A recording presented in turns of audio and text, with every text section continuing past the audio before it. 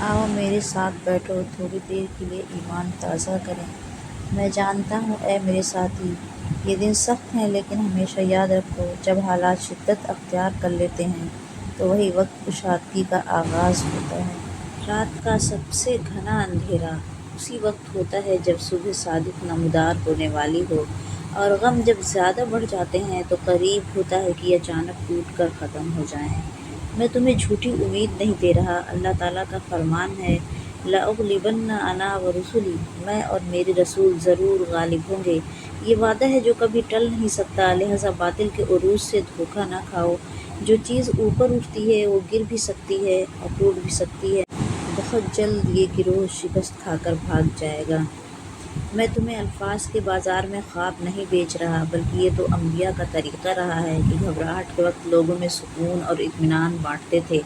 کیا تم نے نہیں دیکھا کہ یوسف نے اپنے بھائی سے کہا غم نہ کرو، شعیب علیہ السلام نے موسیٰ علیہ السلام سے کہا خوف نہ کرو، جب مشرکین غار کے دہانے تک آ گئے تو نبی صلی اللہ علیہ وسلم نے ابوبکر رضی اللہ عنہ سے کہا غم نہ کرو۔ اور اگر تم غزوہ احزاب کے دن مدینہ لوٹ جاؤ جب کفار نے مسلمانوں کو کڑے حصار میں لے رکھا تھا، تو دیکھو گے کہ نبی صلی اللہ علیہ وسلم ہاتھ میں کدال لیے پتھر توڑ رہے ہیں اور اپنے صحابہ کو فارس اور کسریٰ کے خزانے فتح ہونے کی بشارت دے رہے ہیں، اور پھر وہ سب ہوا بھی۔ اے میرے ساتھی، عارفین جب ملتے تو کہتے آؤ کچھ دیر کے لیے ایمان تازہ کریں۔ ایسا ہی عبداللہ بن رواحہ نے ابو درداء سے کہا تھا، ایسا ہی معاذ نے اپنے ساتھی سے کہا تھا، تو آؤ آج ہم بھی ساتھ بیٹھیں اور ایمان تازہ کریں۔ مایوسی کس بات کی، جبکہ ہم دونوں انجاموں میں کامیاب ہیں، فتح یا شہادت۔ جو شہید ہو گیا وہ راحت پا گیا، اپنا فرض ادا کر گیا، اور جو زندہ ہے اس کے سامنے راستہ صاف ہے۔ قیامت قائم نہیں ہوگی جب تک کہ ہم ان سے نہ لڑیں اور انہیں قتل نہ کریں۔ تمہارے لیے بس یہی عزت کافی ہے کہ تم حق کے راستے پر ہو، باطل والوں کی بڑی تعداد اور ان کا اجتماع تمہیں دھوکے میں نہ ڈالے۔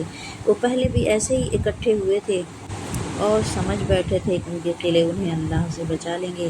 یہ زمین بہت بڑے امر کے لیے تیار ہو رہی ہے اور یہ وقت زیادہ دور نہیں۔ کیا تم سمجھتے ہو کہ سب خون اللہ کے ہاں رائے گا جائے گا؟ اللہ کی قسم، اگر کسی گھر کے لوگ اپنی بکریوں میں سے 1,00,000 کو تکبر اور غرور میں ذبح کر دیں تو اللہ انہیں سزا دے گا، تو پھر ان پاکیزہ جانوں کا کیا جنہوں نے اللہ کی توحید اور نبی کی رسالت کی گواہی دی تھی۔ اللہ سے بڑھ کر کوئی منصف نہیں، اے میرے ساتھی کوئی نہیں۔ دل لے کر آؤ اور کچھ دیر کے لیے ایمان تازہ کریں۔ مجھے بتاؤ، کیا کبھی اللہ نے باطل کو اس وقت ہلاک کیا جب وہ کمزور تھا؟ نہیں، تمہیں ایک بھی مثال نہیں ملے گی۔ اللہ ہمیشہ باطل کو اس وقت پکڑتا ہے جب وہ اپنی پوری طاقت اور غرور کی انتہا پر ہوتا ہے۔ اللہ نے فرعون کو اس وقت ہلاک کیا تھا جب وہ کہہ رہا تھا کہ میں تمہارا سب سے بڑا رب ہوں۔ قوم لوط کو اس وقت پکڑا جب وہ اپنے گناہوں کی شدت میں ڈوبے ہوئے تھے اور لوط کے مہمانوں کو چھیننے آ گئے تھے۔ ابو جہل کو بدر کے دن اس وقت مارا جب وہ اپنی فوج کے ساتھ غرور میں ڈوبا گانے بجانے میں لگا تھا۔ نمرود کو اس وقت ختم کیا جب وہ دعویٰ کر رہا تھا میں زندگی و موت دیتا ہوں۔ قوم عاد کو ان کے غرور کے وقت ہلاک کیا جب وہ کہتے تھے ہم سے زیادہ طاقتور کون ہے۔ قوم سمود کو اس وقت ختم کیا جب وہ وادیوں میں پہاڑ تراش رہے تھے۔ احزاب کے لشکر کو اس وقت منتصر کیا جب مسلمانوں کے دل خوف سے بیٹھ رہے تھے۔ روم کو یرموک میں اس وقت توڑا جب وہ تعداد اور ساز و سامان میں مسلمانوں سے کئی گنا زیادہ تھے۔ فارس کو قادسیہ میں اس وقت شکست دی جب ابھی وہ اپنی شان و شوکت میں تھے۔ اے میرے ساتھی، اللہ کی قسم، اگر تمہاری زندگی 2 سال اور بڑھ گئی تو تم اپنی آنکھوں سے دیکھو گے کہ ہم میں سے کوئی شخص بیت المقدس جائے گا اور وہاں صرف اللہ سے ڈرے گا یا بھیڑیے سے اپنی بکریوں کے لیے، اور کل قریب ہی ہے۔